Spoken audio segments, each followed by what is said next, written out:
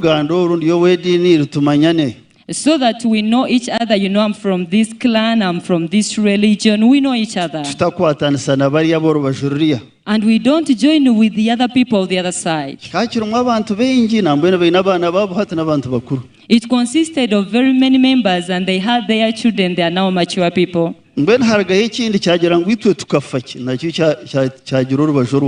And another organization also came up and said, let's also begin ours.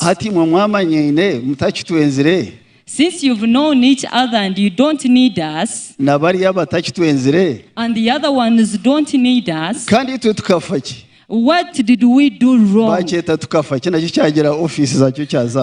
was called tukafachi, or what did we do wrong? But all those were coming out of disunity among the religions, disunity in the clans. May I want to thank you for accepting the Spirit of the Lord to use us and preaching the word of the Lord as a one person. I want to appreciate my lovely wife. I call her Tangaza. I really call her Patience.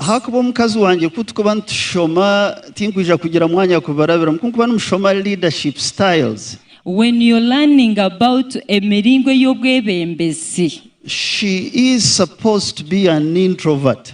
Ashemerire kuba ryo muntu rugita rwagati. Ashikire kuba ryo muntu orukwenda kuguma wenka, orukwenda kuba wenka, atari kujwara abantu, otari kwegita mu bandi, atari kwatana hamabega, not even helping one another. Konko muntu oine omusingi narishi depth y'amani munonga, but someone who has a very deep depth. Konka hanga aron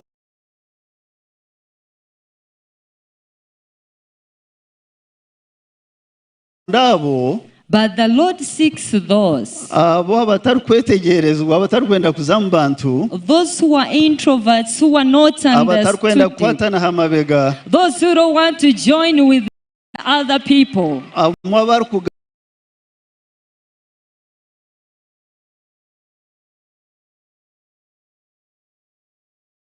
master's degree nebindi, those who don't have masters and degrees, and says, go and do my work. Well, there is God telling you to do something, but there is accepting to do it.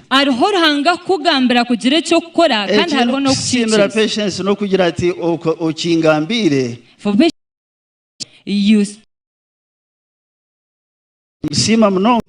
I thank you so much, because this Lord was so merciful to me and gave me a wife of all the religious academics that I found in the family of my mother and father, and something is on the way how the Lord has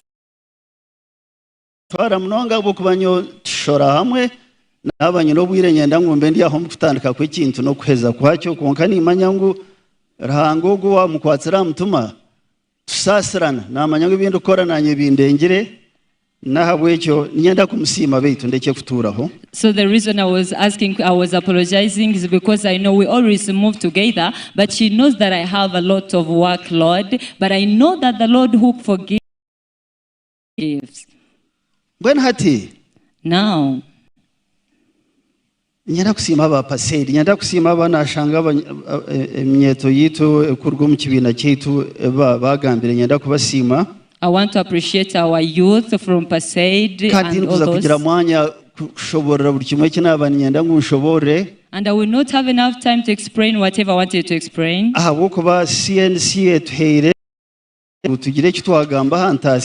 Because CNC has given us just 1 hour to talk about investment.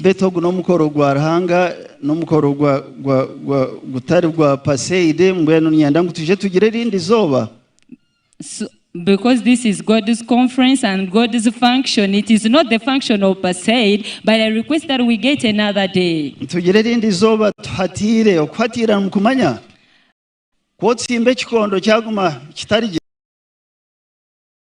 A law. And then you turn your spade. You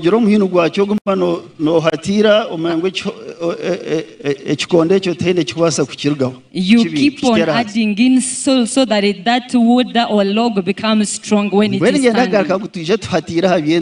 So I want us to come and establish more concerning. There was a mad person who burnt the lake and said, if you have not sparked out, but you burn. Are you still understanding this? Nyankole is becoming complicated. Thank you so much. So, this topic that I'm going to talk about, I think it's a topic concerning leadership. Because I remember my father and mother, when they got born again,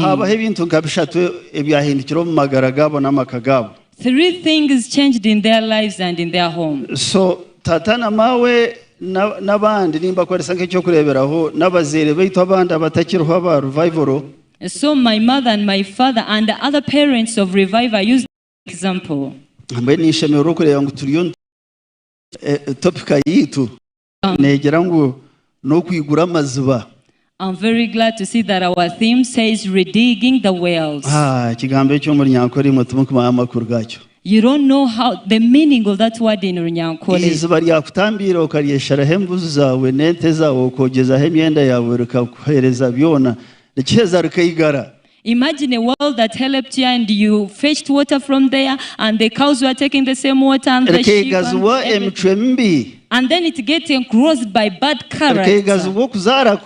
It gets blocked by giving birth wrongly. It gets blocked by the systems of the world. Oh, they even chase you away from it.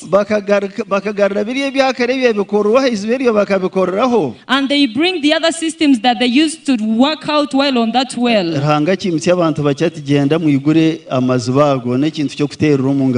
And for the Lord to uplift a few people that to go and redig the wells, we need to keep to clap hands for that.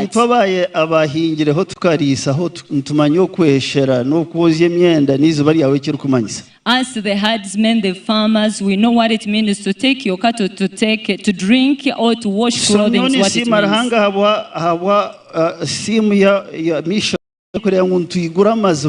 I thank God for this mission that we are opening the wells.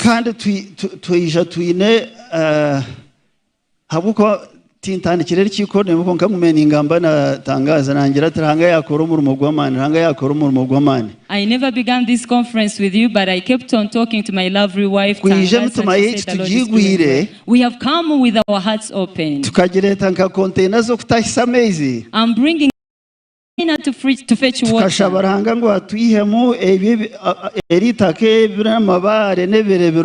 And requesting the Lord to bring out the water and the sun. Glory to the Lord so much. When our parents got born again, the homes were cleansed. When I speak one word, I feel like 8 others following up.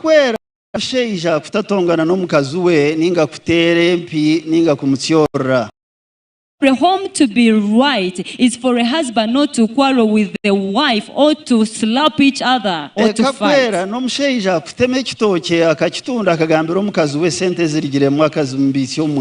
For a home to be right is for a man to cut a banana and sells it and tells the wife and fails not to hide that money.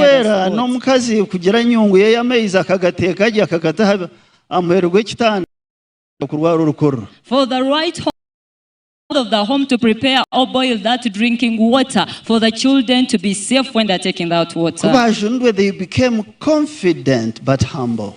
When they got saved, bakatunga obuhame konka bacurera. Hata mu rushungu y'ibintu biri kugenda hamwe. And now in English, those things, they don't go together.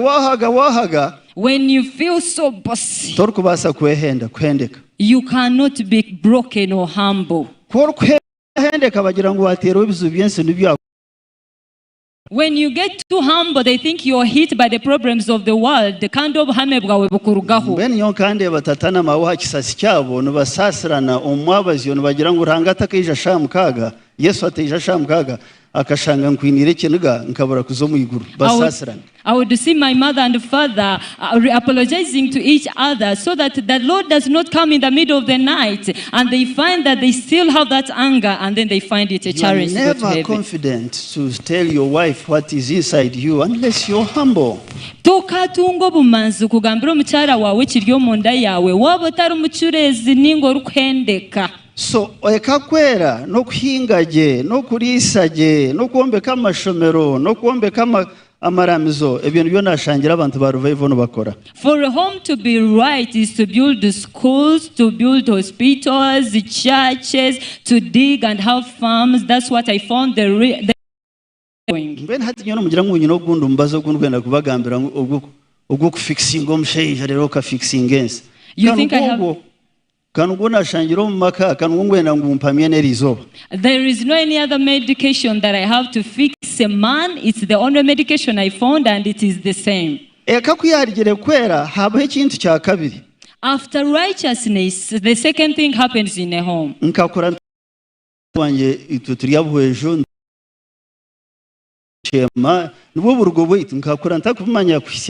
I grew up not knowing that in my clan we are the Bweshu. My father refused to tell me until I was 18 years. Because he said the believer never speaks about clans.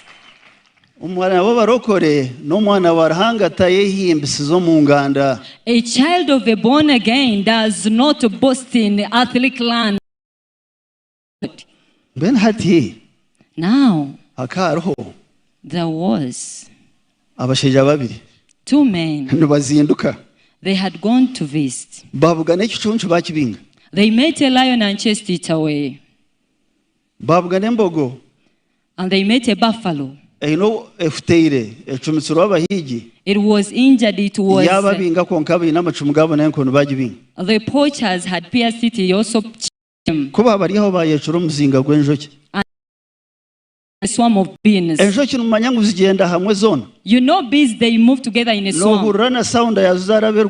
You even feel the sound when they pass by, they fly by. And they were hit by the swarm. They threw away their arrows and spears.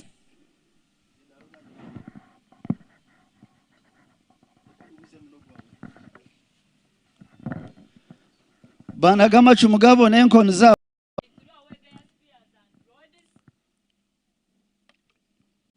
kubaba besherekere bariyo mu kishaka omwe yabagira ati abuza mugenzi ati beshi katwabinga embogo tukabinga ekicuncu abwenki twahunga omuzinga gwenjoki mbwena hati ondisha mugira ati atenjoki no buntu buke munonga atkonka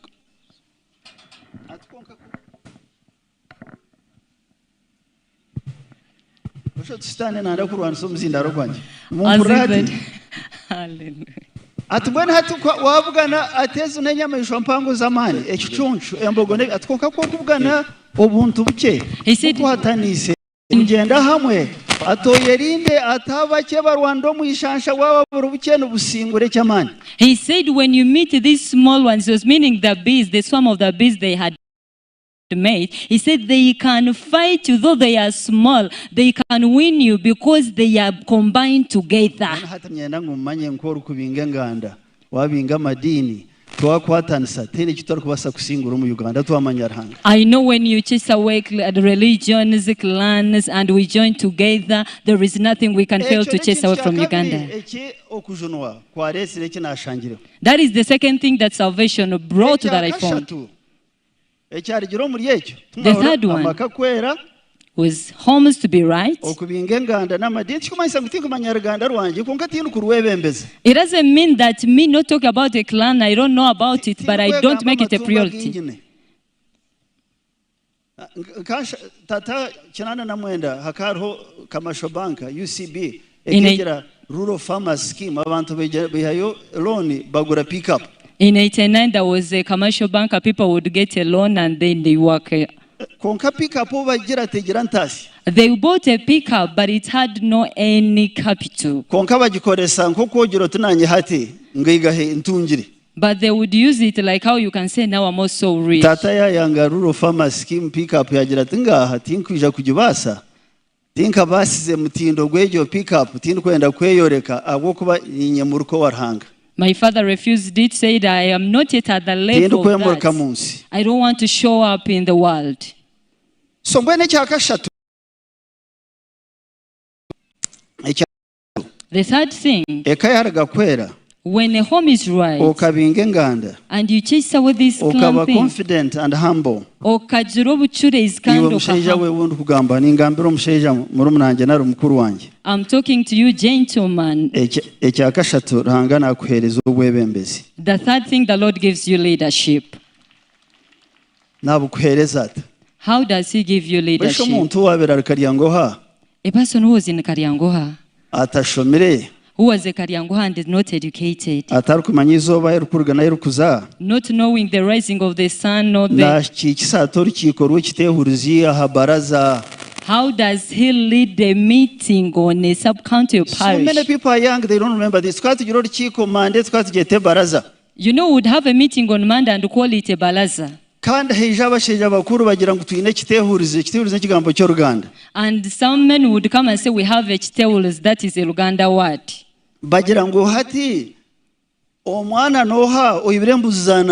And they would ask, who is that one that stole someone's goats? Who is that man that have refused girls to go to school? Who is that son that has impregnated the daughter of so and so? Bagira abo bana babareta babatera kiboko mu ihangwe ecyaro kigira security kitebekana. They would get those boys and they come and in the village. Now, kokuruga kugireka yayera. When you get a righteous home and you chase away these clan divisions, the Lord gives you leadership.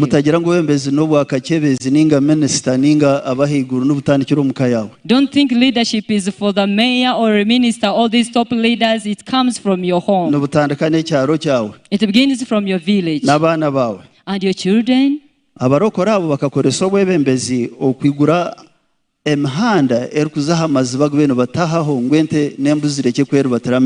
Those believers use those leadership to open up feeder roads for the cattle to access water. And they hedged their places. They learned how to grow food. My father in the month of July would sell food stuff.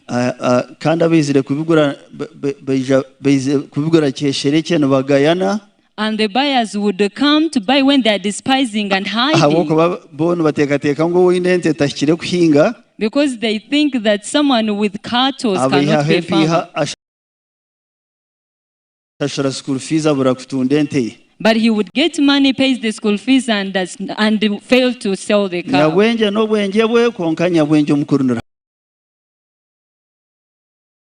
Wise, but the wisest one among is the Lord. The fourth one that came, that was not handled well and established, is the income.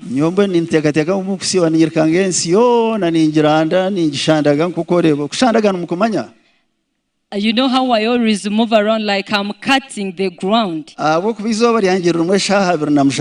Because in my days I have 27 hours.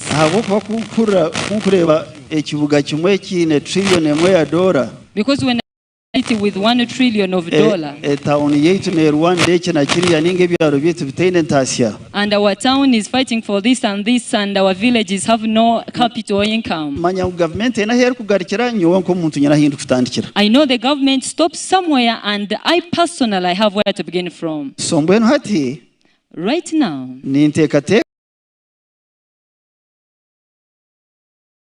income. On the spiritual, touched on the education, and made homes right. But there was some coldness concerning income. Hatam sinjo gwit. Ekitare kitu.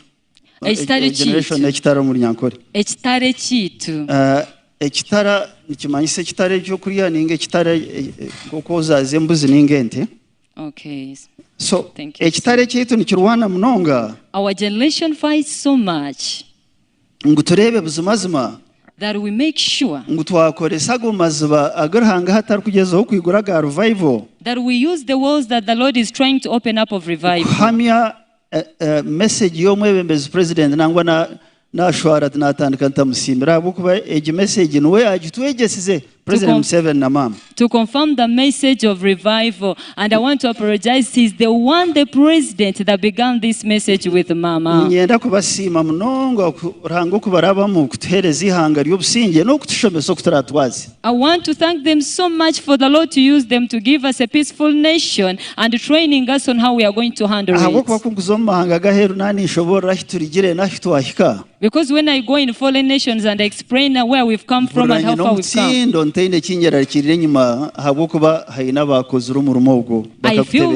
I feel very strong and not scared, because there are those people that did this work, the organization. So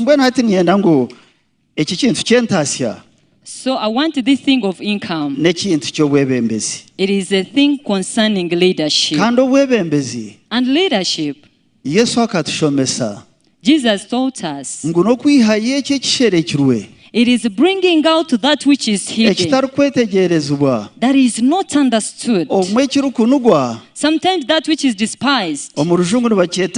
Undesired reality. Undesired reality. Or a storm that is turned, a road that is undesired. And it is seen by everyone. And again, people. Okuyamba n'oruganda okukwera ndw'olunyanko.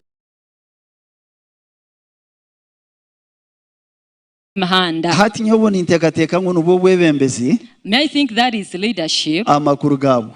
The meaning. Tukugamba gye. It's not speaking well. Tukujwara gye. It's not dressing well. Tukuba member of parliament. It's not being the member of parliament. Ninga LC1. Or an LC1 chairperson. Nalisho mwembezi w'ekanisa. Or a leader of the church. Ebyo byona nebikuru munonga tindi kubigaya. All those are important. I don't despise them. But leadership is digging somewhere. And you dig and you bring out the roots. There are some trees where you dig out the roots and they smell. And you feel the smell of a root, you feel it from the other part. And anyone sees that seriously the problem is here. And then you enable people to know how they are going to solve it. Of a leader. A leader is not a chair. Being the mother of a child,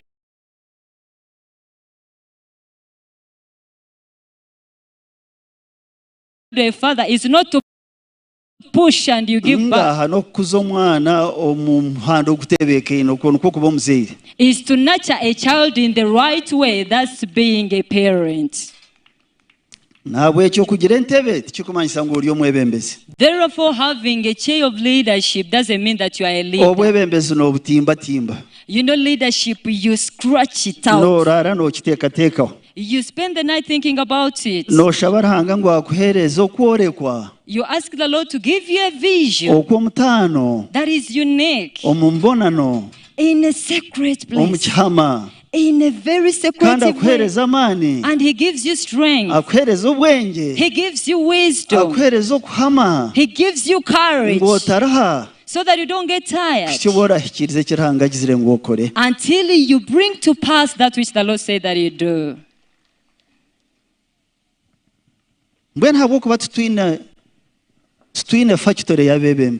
Now, because we don't have a factory of leaders, you cannot go somewhere and you feel they are processing a leader. And they say, here he is. No. It's not there. And I even don't know anywhere. And the more we develop as a nation,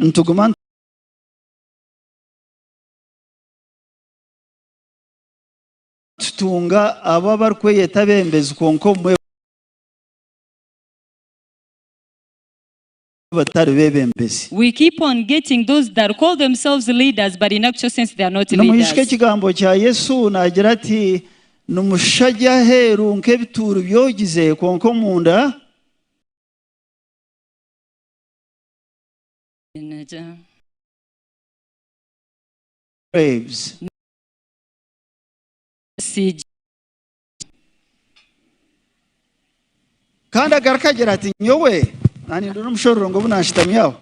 I was looking for that scripture and Paul tells us, but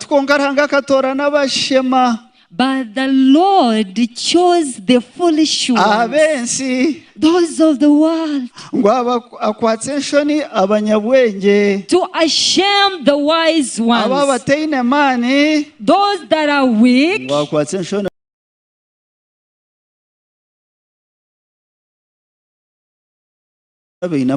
so that he can shame the strong. So now leadership, you scratch it out.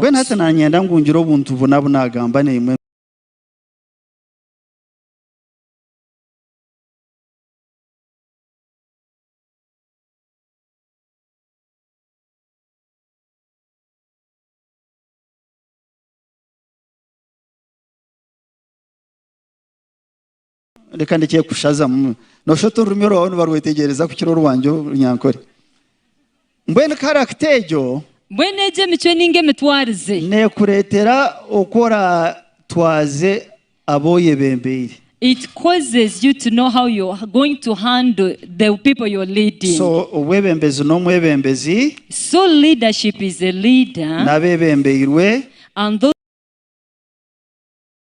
context. And what the white man calls context. Nyowe obwire bwanjye obwahindi ensinesha ki ninge ekanisa yanjye ni ekanisa yarhanga ninge kayanje ahimpikire kugita.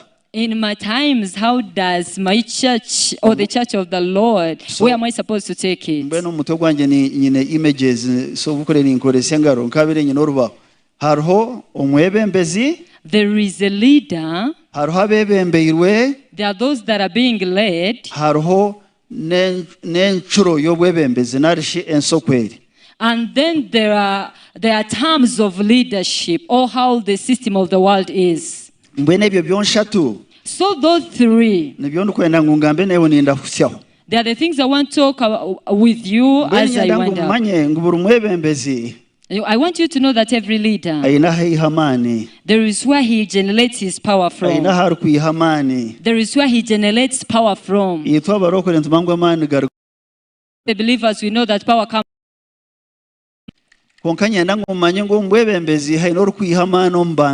But I want you to know that in leadership, there is one who gets power from people. Extrovert. Ogwomurujungu is an extrovert. He wants an immediate action. He wants to be the lead. He wants to work in the groups. Opposite yogo. The opposite of that person is like my lovely wife I've told you. Introvert. Orukubananda bewenka. Nyingambo bungambo nimbura kusyaho nyanda ngwinje ngarike tuhatire konkanya nangu wabo tarukwemanye nkomwembezi okwori torkwija kuyamba abandi. Though I'm summarizing, I want us to establish something so that if you don't know who you are as a leader, you won't help others. Okuba extrovert. nomanya okushangibwe nondo boruwenka introvert okushanga nondo kore nabanda heru ningo ruwenka kuzibira okora umurimo gwa Ruhanga. It doesn't stop the work of the Lord. Kuzibira kwebembera. It doesn't stop you from leading. Habukuba introvert nari ngogor kuyihamani omunda yoruguma natekateka atakagambire. This one who is an introvert that thinks before she speaks. Na yende kibar kweta reflection. He needs a reflection. Ebitekateko. The thoughts. Tarugarkamwaho naho. She doesn't reply quickly, powerfully. Nandangu akorere nyuma.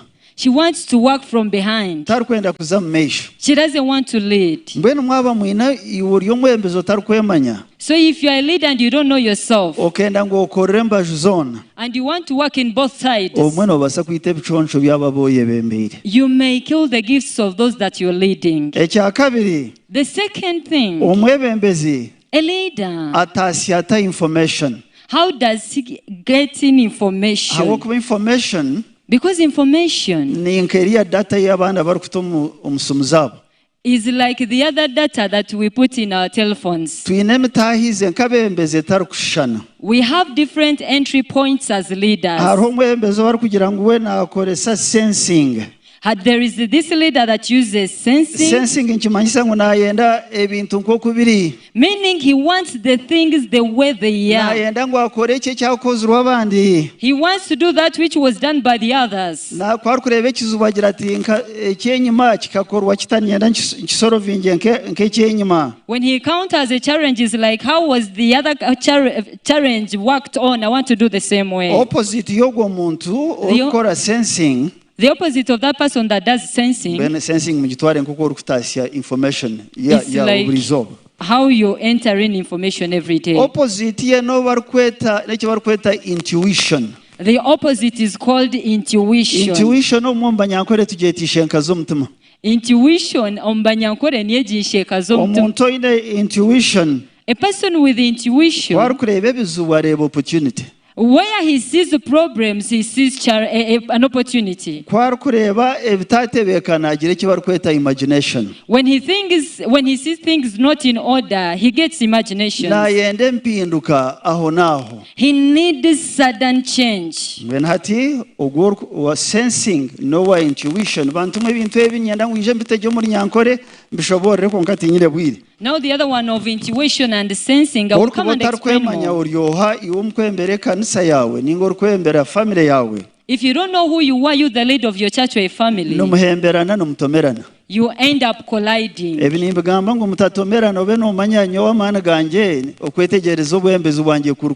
I'm saying this so that you don't collide, you know your strengths and how you understand leadership. Before I lead the others, who am I? These gifts were given to me by Jesus, but I have to exploit them out. There were 2 points. Extraversion, introvert. Na introvert. Sensing, intuition. Sensing na intuition. I will sit down and I expound more. Thirdly, after getting this information, how do you make your decisions? Decision. It is the only way that takes you to your destination. So some leaders make decisions with the feelings.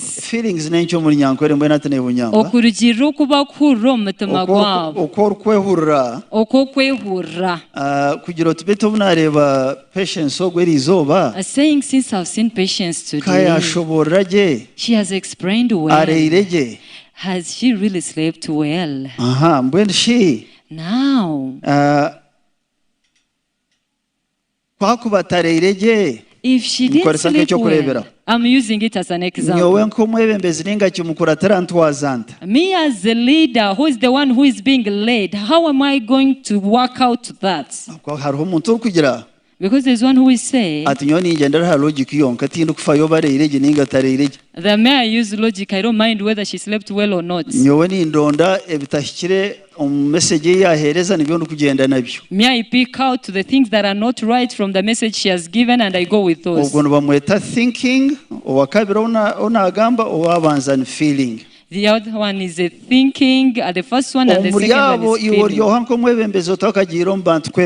So among the two, who are you as a leader before you go to lead people?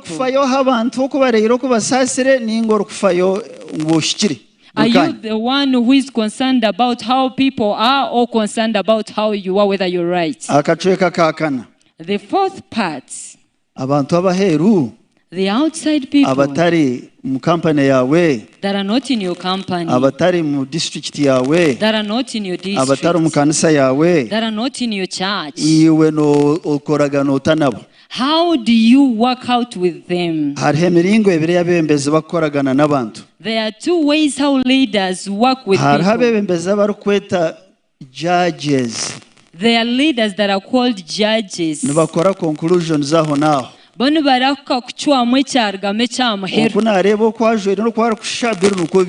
And you say, according to how he's dressed and the way how he's looking like, that's how he is. But there is that leader who is a passiva. Passiva is that one who doesn't follow the routine, or he doesn't follow the protocol, but he looks for that is hurting people. He looks for that made them not to have sleepless nights. I get a sense of flexibility. And he gets a sense of flexibility.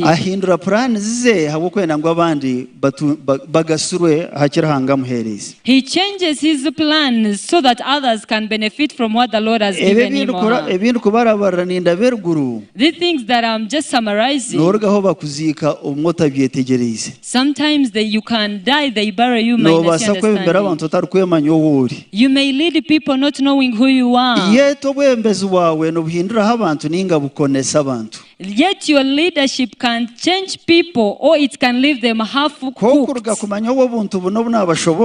If you get to know these points that I've explained to you, you will know how you talk to the ones you're leading. You know how to make out a team and its culture. You know how you're going to manage change and transformation. You know how you're going to remove words. Have you understood me? All things are becoming complicated. Are you understanding me?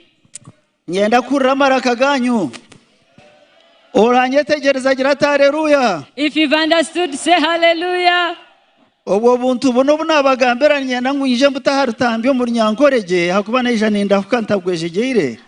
4 points.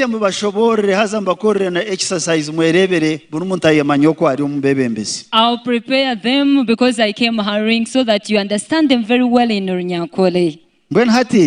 Right now, leadership is a burden. Leadership is a burden. If you meet a leader without any burden, the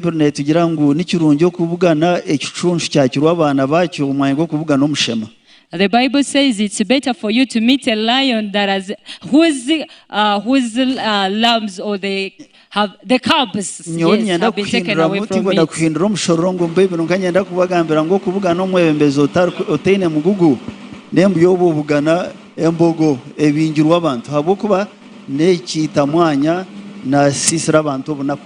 Because the Bible says meeting a leader without a burden is like meeting a lion that has no cubs, or a buffalo that is being chased after to be killed. Because leadership is a burden. Because leadership is what? A leadership must come in front of people and sees beyond where they are seeing. Our people have the word says Oktoga.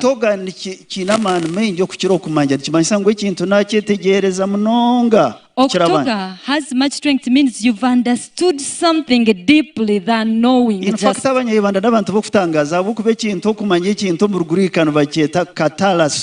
you know, in Greek, to know something is called kataraso.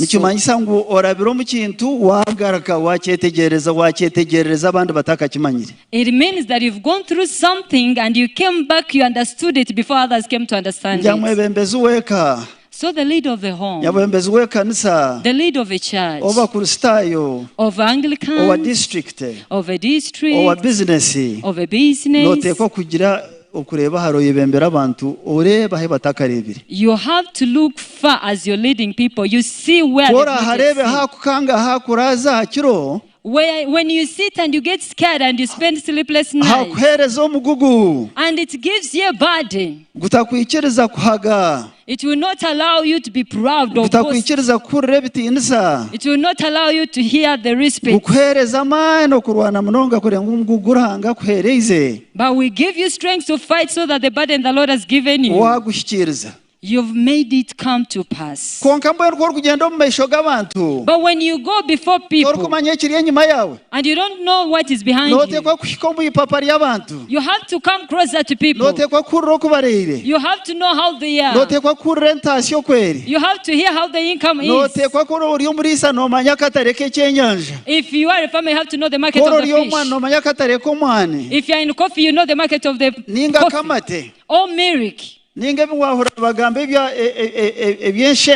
All this that you've heard them talking about, you have to reach people and you know how they are.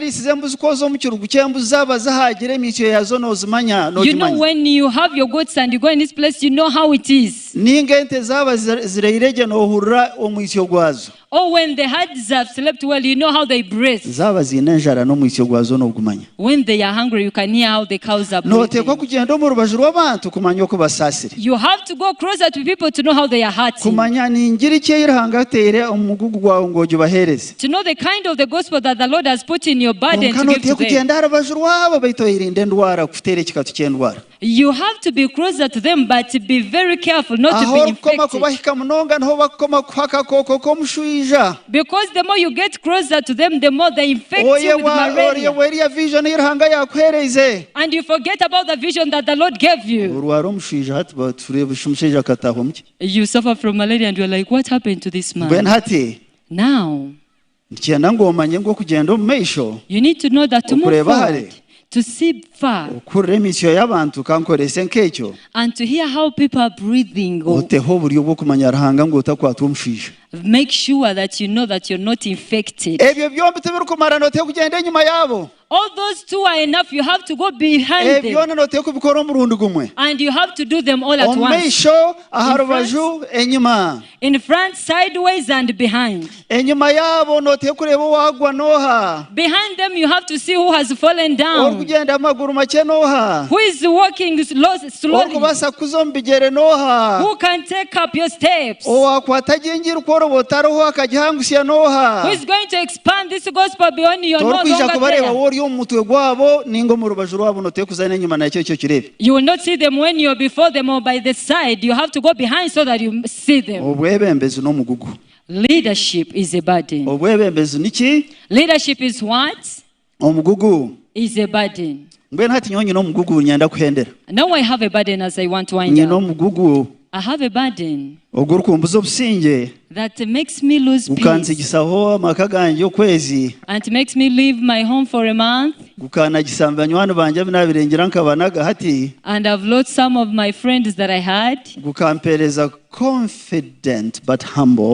Confident but humble. Because when you have a burden, you have to be broken. And if you don't have a burden, there is no way how you're going to be broken. That burden, it says that in future,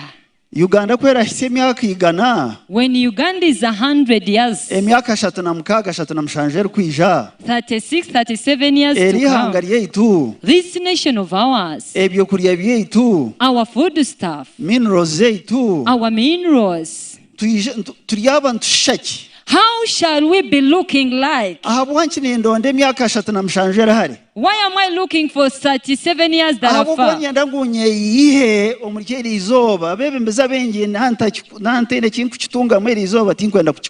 I want me to bring out of today, because very many leaders, if I'm not earning from today, I don't do it.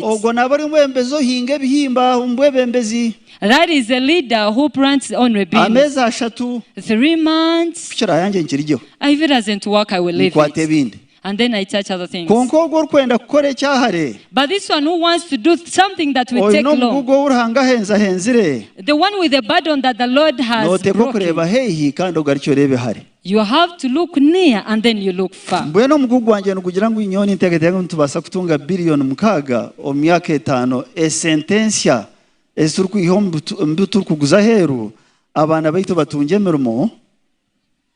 I think that in the years to come, we can get 6 billion from the money that we get from the products that we sell out, and our children will get jobs. 37 years, they are very few years.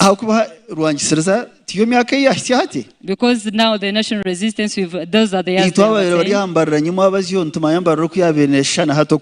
Us who were here in Barra, we know how it looked like before and the current one.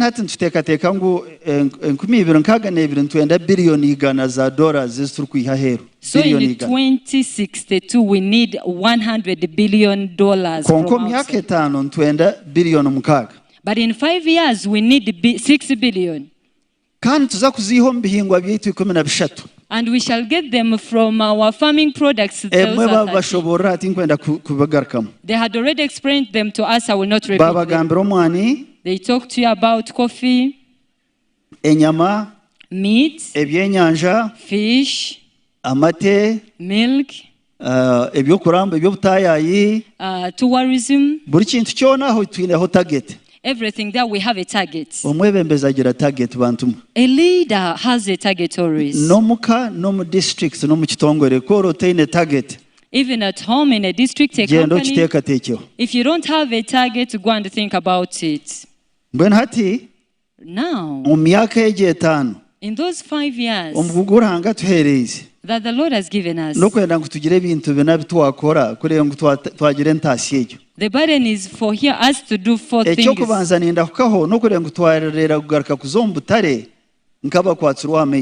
It is not to go back in market blindly. I have a video clip I will show you.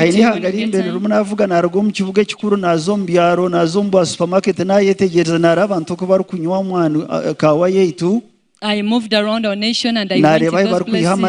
I saw how people are taking coffee where they're getting milk.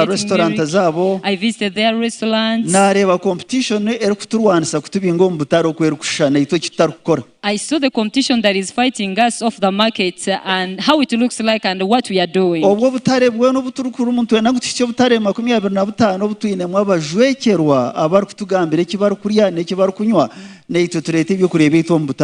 We want to have 25 markets so that we can have representatives who will tell us what to drink and eat.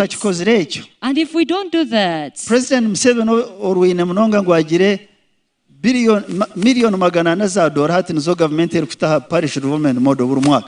President Museveni that has fought to bring 400 million for parish development model. 1.2 trillion shillings. That is 1.2 trillion shillings.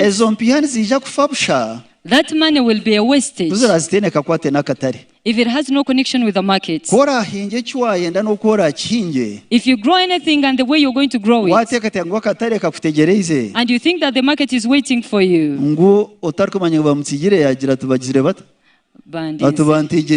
the one whom they have left behind thinks they're waiting. You know the market has taken off and we are just in our own things.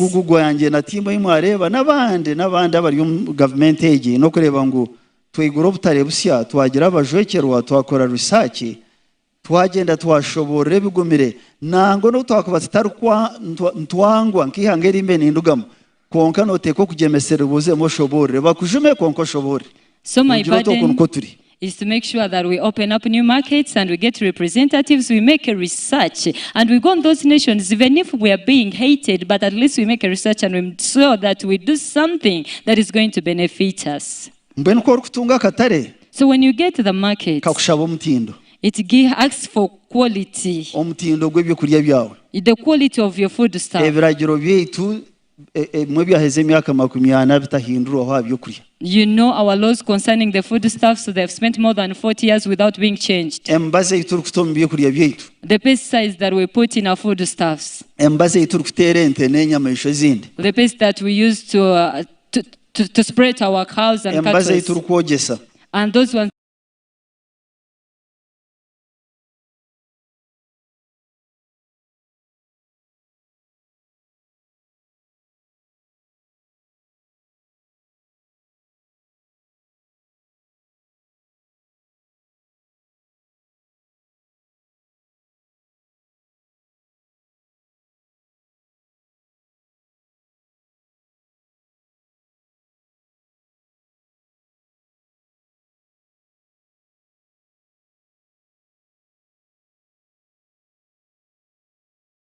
President Museveni na timu ye bekirize ngo tukore kiragiro kishya cy'ibyo kurya kigire kitongore embazi yente eyo byo kurya oburungi bw'ebyo kurya dushijumirwa ahantu hamwe.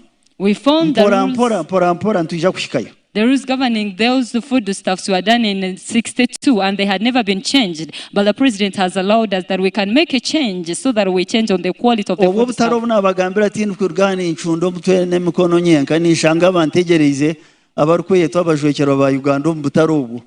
Those markets that I'm telling you, I just don't go alone. I find the representatives waiting for me. Those ones. Emikago ya Uganda etarukushashurwa konkera kumanya message yetu. Different friendships of Uganda, they're being paid, they're not being paid for, but they know the value that we put in. When you get a market and a good quality standard, you need to reach in the market immediately at a very low cost. That's why you heard Alan talking about infrastructure. You know, the airplanes, the railway lines. You know, those ships that were no longer working.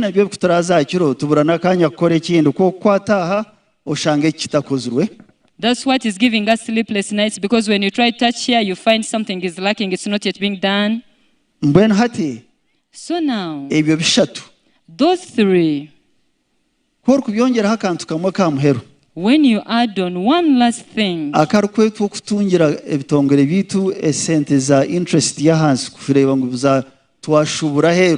this one of getting the public funding with the low interest so that we can export our products. When a person gets an order of eggs from Goma, in a trade representative Congo, he must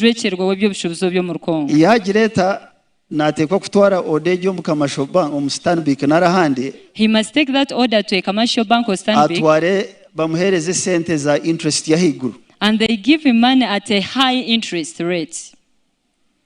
They too abantu ba Poland abarukureta amahuru huriwa bareta amahuru gajagahika Congo garia sente zanzu kukizezetu. But people who bring in eggs from Poland, they bring it at a low rate up to Congo. Aba Brazil barikwata ebyenda byente babitomu mere babireta Congo ha sente zanzu kukira enyama yitu. Imagine the Brazilians, they also bring those offals of the cow and they bring them in the nation of Uganda.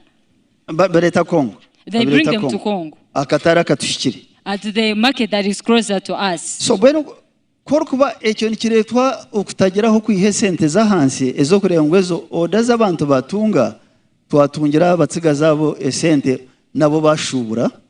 That one becomes because we have the low rates of money to help those men so that they can also be able to go and export their products. Mbwen hati twine kitongore ekitandikirwe ekintu kushabira ngo kiberu iguga ekirarije mu banka nyensi yarahanga kunzire ya abanya-Uganda barikwenda kushubura heru ekitongore iki kitandikirwe kineho sente hatu now there is a company that have begun, and I pray that it also continues to grow so that it can help these young youth that want to do exports in other nations. Because leadership is lazy. It doesn't mean that you're going to put on anything new.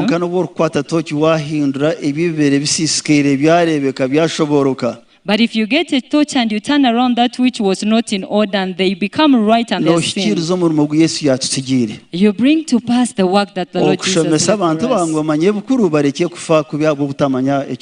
Training your people to know so that they don't die because of ignorance. So those 4 things. That's what you find. Chairman wa LC5 Kamuri. Katejele was a chairman LC5 Kamuri. Telling us to start consortiums.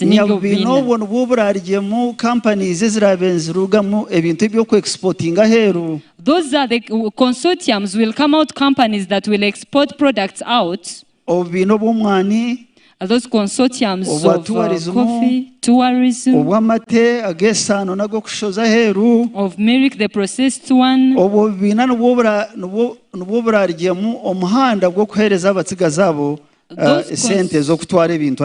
Consortiums will be the only way out to give those youth money for exports. And with those consortiums, when they keep on growing,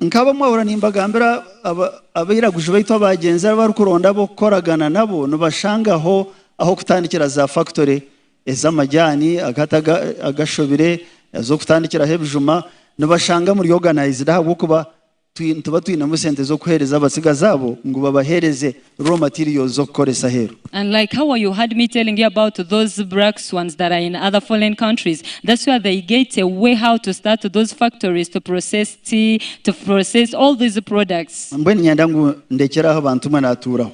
So I want to wind up from here. I've taken I want to request you 2 things. Personal responsibility. Obujunanizibwa bw'omuntu.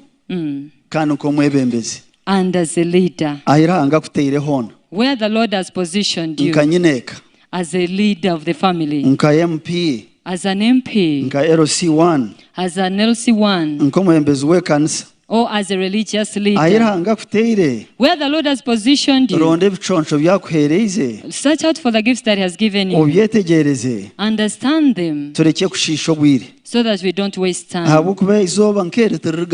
Because such a day will never exist.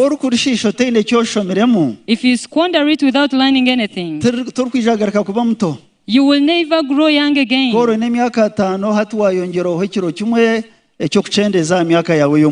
If you are 50 years, you've now added 1 day of reducing your years.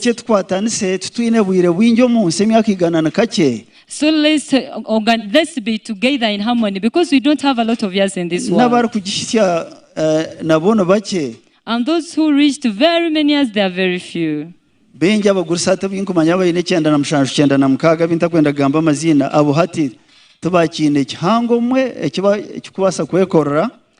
elder people that are in 97 years, 98, they don't have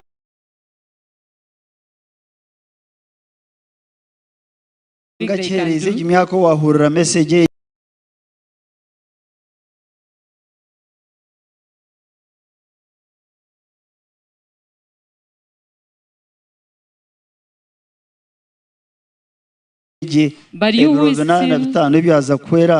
is still strong here and you've had this message for the 4 days that you're going to spend here, go and put it into action.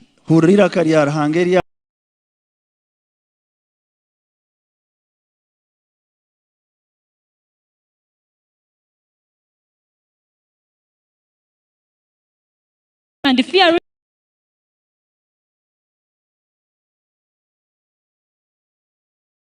go and teach it to others. The word science in Roman. Omuroma. Omuratin. It has 2 words. It means that if you have a seed,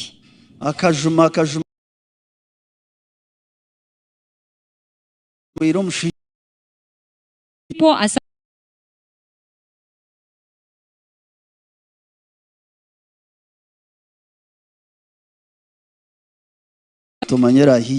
You know, you feed all. You don't know which one is going to survive. Don't fear to feed people the word that the Lord has given you. The Lord removes brokenness. All the pain that is in your heart that you came with. The Lord chases away poverty. The Lord chases away ignorance. And the Lord chases away things that are not right. But we have to be broken for Him. And if we are broken for Him, and He gives us that tablet, let's use it well. And we cast and establish the word of the Lord. We roof the house of the Lord and it gets established. You know us, the Banyankole, who used to grass thatched houses. We would use, you put for the first time and it rains on you. You try to put for the second time, the wind goes through. And so when you put the grass for the third time, they say you finished the roofing.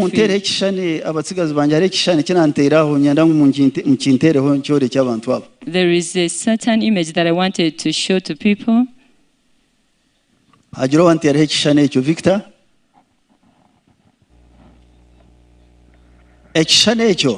That image was showing the runners or athletes. When the athletes are going to start to run like in Kacheka Stadium, starting blocks. There is what we call starting blocks. Have you seen that image? When an athlete is going to run, he comes like from behind where we are and steps slowly.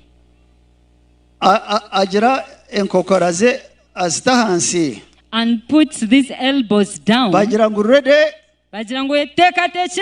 Set. And when an athlete is going to reach there,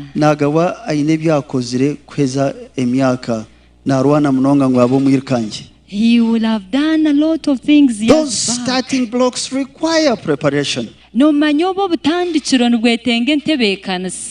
Nyenda kusima rango kutuhereza week kutupreparinga kuturaze kwirukanga mairo yitu tugabwe turede. I want to thank God for giving us this week for preparation so that as we're going to start,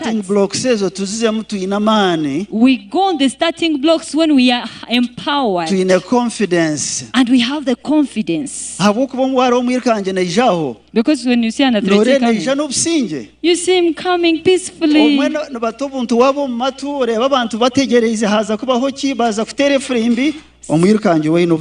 Sometimes you see them with headsets, they are ready.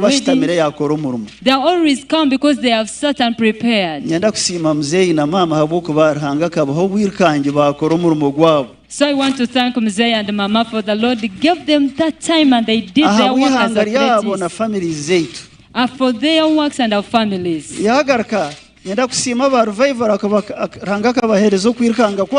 I want to thank the revivalists. They also had their journey. And our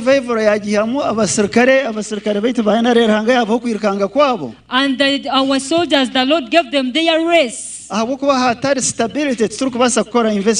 Because where there is no stability, we cannot make any other investment. There is no one who goes in those starting blocks minus preparation. I request. We are going to start the race. The spirit. And in spirit, in our homes, in our economies. Don't go in those starting blocks when you're not ready. Leadership is a preparation. That's when you're going to manage the battles that the Lord has given you. Thank you so much. God be with you.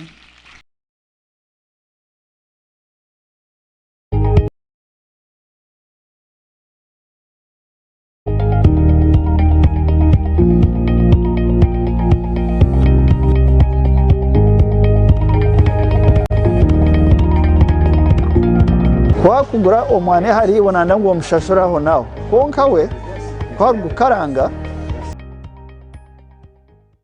as we clap our hands. And I want to say welcome back from that mountain of economy.